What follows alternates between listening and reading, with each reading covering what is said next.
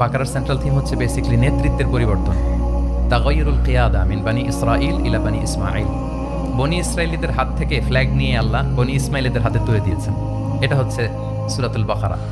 এবার আপনাদেরকে একটু ভেতরে নিয়ে যায়। আমরা যদি সূরা বাকারা খেয়াল করি দেখবেন যে শুরুতে ইয়া বানি ইসরাইল আযকুরু নি'মাতি আল্লাতী, শুধু বনি ইসরাইল তোমাদেরকে এই নিয়ামত দিয়েছি, এই দিয়েছি, সেই দিয়েছি, মানে ওদেরকে গ্লোরিফাই করা হয়েছে। ওরা অনেক বড় জাতি ছিল, অনেক বড় সভ্যতা ছিল, এটা বোঝা যাবে। মুসা আলাইহিস সালামের সাথে এই হয়েছে সেই হয়েছে। এগুলো বলতে বলতে খানিক পরে আল্লাহ তাআলা কেবলা পরিবর্তনের ঘটনা আনলেন। তাহবিলুল কেবলা।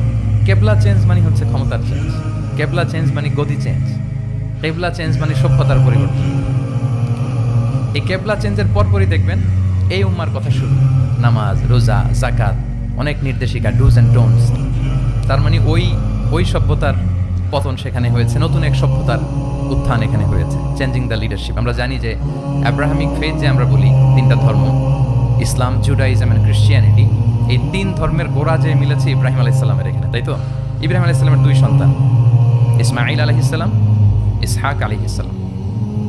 এটাকে যদি আমরা ইসমাঈল ধরি, এটাকে যদি ইসহাক ধরি, তাহলে দেখেন এই ইসহাক আলাইহিস সালামের চ্যানেলে দুনিয়ার সব নবীরা এসেছে। সব নবী বলতে আমি বেশিরভাগ বোঝাচ্ছি, অলমোস্ট 99% নবী এই চ্যানেলে এসেছে।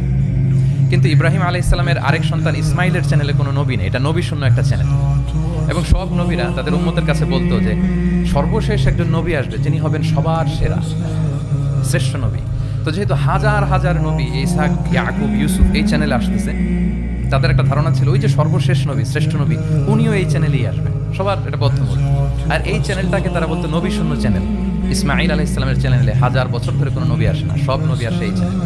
কিন্তু আল্লাহ তাআলা তাদের ধারণাকে নস্যাৎ করে দিয়ে সর্বশেষ নবীকে আল্লাহ তাআলা এই চ্যানেলে না পাঠিয়ে মুহাম্মদ রাসূলুল্লাহ সাল্লাল্লাহু আলাইহি ওয়াসাল্লামকে তিনি ইসমাঈল আলাইহিস সালামের চ্যানেলে পাঠালেন।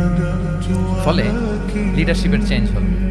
এইভাবে আমরা সূরা বাকারার সেন্ট্রাল থিমকে আইডেন্টিফাই করেছি, চেঞ্জিং দ্য লিডারশিপ ফ্রম বানি ইসরাইল ইলা বানি ইসমাঈল। রাসূল সাল্লাল্লাহু আলাইহি ওয়াসাল্লাম কিন্তু বনি ইসরাইল ছিলেন না, তিনি ছিলেন বানি ইসমাঈল।